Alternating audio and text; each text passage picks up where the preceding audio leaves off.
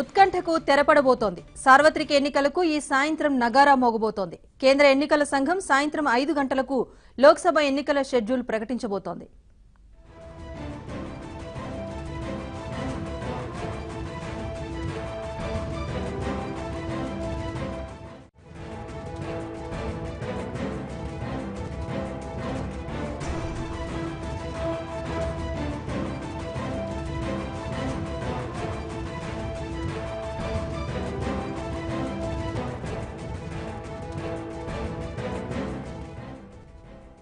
లోక్సభలోని 543 నియోజకవర్గాల ఎన్నికల షెడ్యూల్ను విడుదల చేస్తారు. 9 లేదా 10 దశల్లో ఎన్నికలు జరుగుతాయని సమాచారం. తొలి దశ ఎన్నికలకు ఏప్రిల్ మొదటి వారంలో ఉండొచ్చు. దీనికి సంబంధించిన నోటిఫికేషన్ మార్చి ఆఖరి వారంలో విడుదల కావచ్చు. గత ఎన్నికలు 9 దశల్లో జరిగాయి. అప్పుడు తొలి దశలో 6 నియోజకవర్గాల్లో మాత్రమే పోలింగ్ నిర్వహించారు.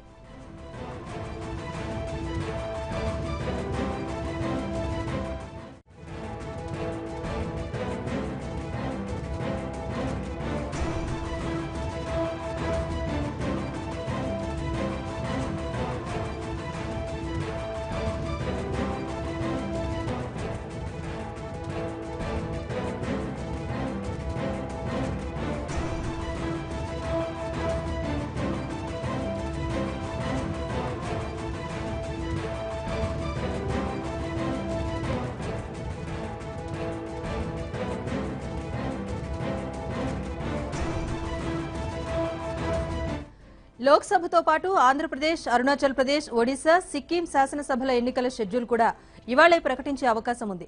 శాసనసభలకు కూడా సింగిల్ షెడ్యూలా లేక 2-3 విడతలుగా పోలింగ్ నిర్వహిస్తారా లేదా అన్నది ఈ సాయంత్రానికి తెలుస్తుంది. షెడ్యూల్ ప్రకటించిన వెంటనే ఎన్నికల కోడ్ అమల్లోకి వస్తుంది.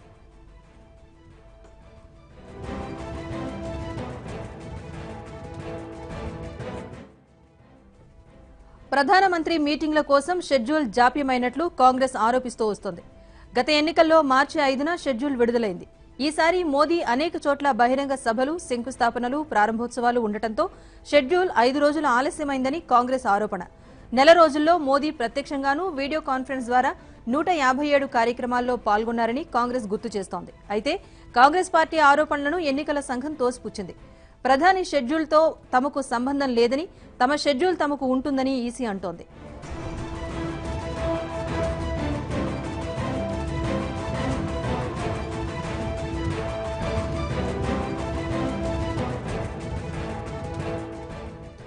జమ్మూ కాశ్మీర్ శాసనసభ ఎన్నికలపై ఇంకా స్పష్టత రావాల్సి ఉంది. అక్కడ ఎన్నికలు జాప్యమయ్యే అవకాశాలు కనిపిస్తున్నాయి. ఇక లోక్సభ ఎన్నికలకు సంబంధించిన ఏర్పాట్లపై ఈసీ నిన్న విస్తృత స్థాయిలో సమీక్షలు నిర్వహించింది. దేశవ్యాప్తంగా 10 లక్షల పోలింగ్ కేంద్రాల ఏర్పాటుకు చర్యలు తీసుకుంది. వీవీప్యాట్లను కూడా ఏర్పాటు చేస్తారు.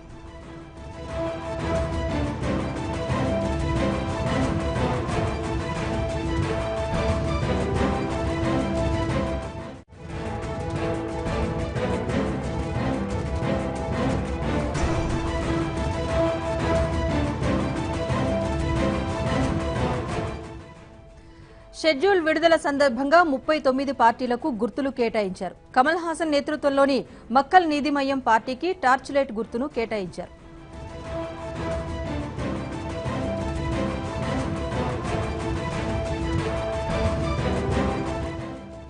ఇదే అంశానికి సంబంధించిన మరింత సమాచారాన్ని మా ఢిల్లీ బ్యూరో చీఫ్ కృష్ణ అందిస్తారు. కృష్ణ, చెప్పండి, ఎన్నికల షెడ్యూల్ విడుదలపై ఈసీ ఏమంటుంది? అలాగే లోక్సభ ఎన్నికలతో పాటు ఏ రాష్ట్రాలకు ఎన్నికలు జరగనున్నాయి?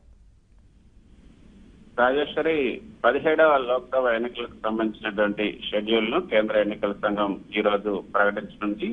సాయంత్రం 5 గంటలకు మీడియా సమావేశంలో ఈ వివరాలను వెల్లడించనుంది.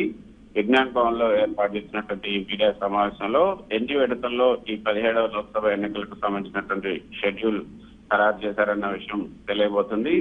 దేశవ్యాప్తంగా లోక్సభ ఎన్నికలతో పాటు 4 రాష్ట్రాల అసెంబ్లీ ఎన్నికల షెడ్యూల్ ను కూడా ఈ సందర్భంగా వెల్లడించబోతున్నారు. జమ్మూ కాశ్మీర్ పై మాత్రం కొంత అసందిగ్ధత నెలకొందని చెప్పుకోవచ్చు.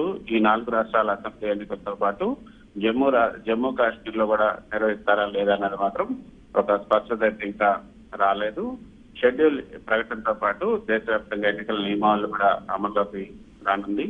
లోక్సభ ఎన్నికలతో పాటు ఆంధ్రప్రదేశ్, అదేవిధంగా ఒరిస్సా, సిక్కిం, అరుణాచల్ ప్రదేశ్ ఈ 4 రాష్ట్రాల అసెంబ్లీ ఎన్నికలు కూడా జరగబోతున్నాయి. మొత్తానికి ఎన్ని విడతల్లో ఈ యొక్క ఈ ఎన్నికల షెడ్యూల్ ఉండబోతుంది, ఈసారి సార్వత్రిక ఎన్నికలు ఎన్ని విడతల్లో ఉండబోతున్నాయి అన్న దానిపై కూడా కొంత చర్చ అయితే జరుగుతుంది.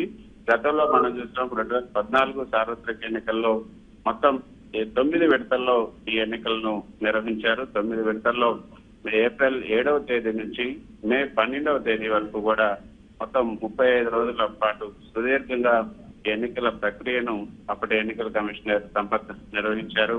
మొదట ఏప్రిల్ 7వ తేదీన కేవలం 6 లోక్సభ స్థానాలకు మాత్రమే ఎన్నికలు నిర్వహిస్తే 9వ తేదీన 7 లోక్సభ స్థానాలకు, ఆ విధంగా మొత్తం మే 12 వరకు కూడా ఈ యొక్క 9 దశల్లో ఈ ఎన్నికలను నిర్వహించారు. తెలంగాణలో అప్పుడు 7వ దశలో ఈ యొక్క ఎన్నికలను నిర్వహిస్తే 8వ దశలో ఆంధ్రప్రదేశ్ లో ఎన్నికలను నిర్వహించారు. కాబట్టి ఈసారి ఆంధ్రప్రదేశ్ తెలంగాణలో ఏ విధంగా ఎన్నికలు జరగబోతున్నాయి, రెండు ఒకేసారి కలిసి వస్తాయా లేకపోతే విడివిడిగానే వస్తాయా అనేది మాత్రం కొంత చూడాల్సి ఉంటుంది. ఎందుకంటే ఇప్పుడు అసెంబ్లీ ఎన్నికలు ఆంధ్రప్రదేశ్ తెలంగాణలో అసెంబ్లీ ఎన్నికలు లేని నేపథ్యంలో ఇక అక్కడ కేవలం 17 లోక్సభ స్థానాలకు మాత్రమే ఈ యొక్క ఎన్నికలు నిర్వహించాల్సింది. ఇటు అసెంబ్లీ ఆంధ్రప్రదేశ్ లో మాత్రం అసెంబ్లీతో పాటు లోక్సభ ఎన్నికలు కూడా నిర్వహించాలి. గతంలో మాదిరిగా విడివిడిగా నిర్వహిస్తారా లేకపోతే ఈసారి కలిపి ఇది విడిగా చేస్తారన్నది చూడాలి. 2004, 2009లో మనం చూసుకుంటే అప్పుడు కొంత మొత్తంగా ఒకేసారి ఆంధ్రప్రదేశ్ ఉమ్మడి ఆంధ్రప్రదేశ్ లో ఒకేసారి ఎన్నికలు నిర్వహించారు. 2014లో మాత్రం విడివిడిగా నిర్వహించారు. 2009లో కూడా అదేవిధంగా విడివిడిగా నిర్వహించారు. మరి ఈసారి ఏ విధంగా అన్నదైతే కొంత సందిగ్ధత నెలకొని ఉంది.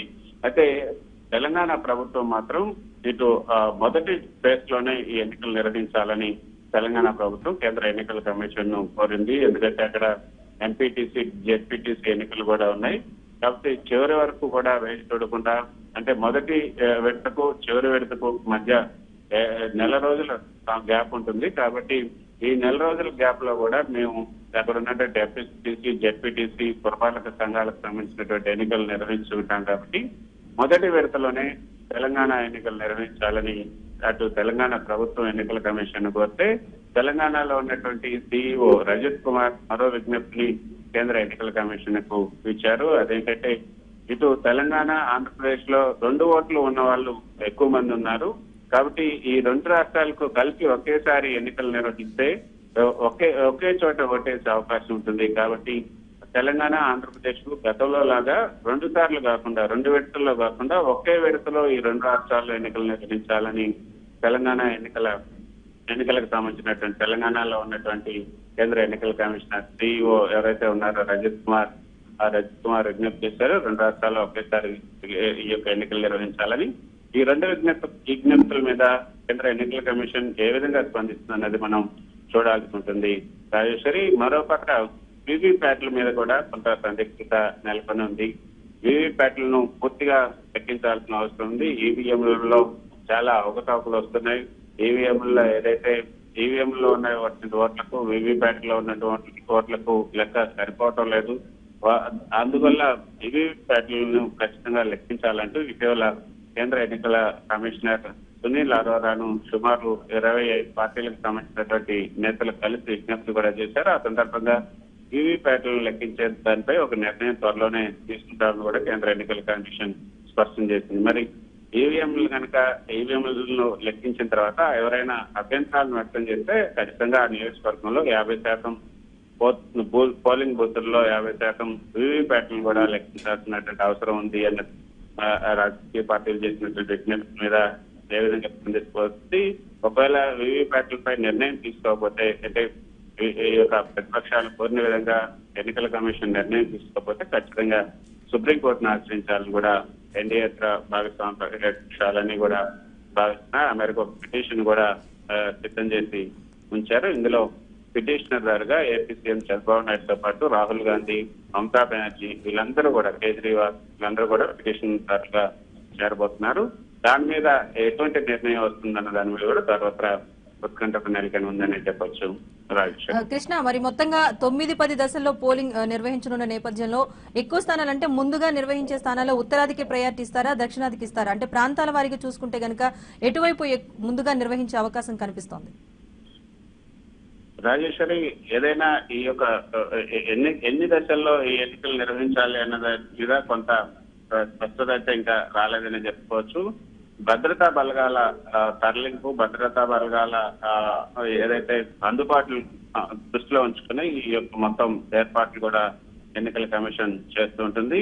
ప్రస్తుతం భద్రతా బలగాలు అంటే నిజానికి ఉత్తరాదిన ముందు ఎన్నికలు పూర్తి చేసి తర్వాతనే దక్షిణాదికి కూడా వెళ్లే అవకాశం ఉంటుంది. గతంలో మనం చూసాం ఆంధ్రప్రదేశ్, అరుణాచల్ ప్రదేశ్, అస్సాం, బీహార్, ఛత్తీస్గఢ్ ఈ విధంగా మొదట ఈ యొక్క రాష్ట్రాలకే ప్రాధాన్యత ఇచ్చారని చెప్పుకోవచ్చు.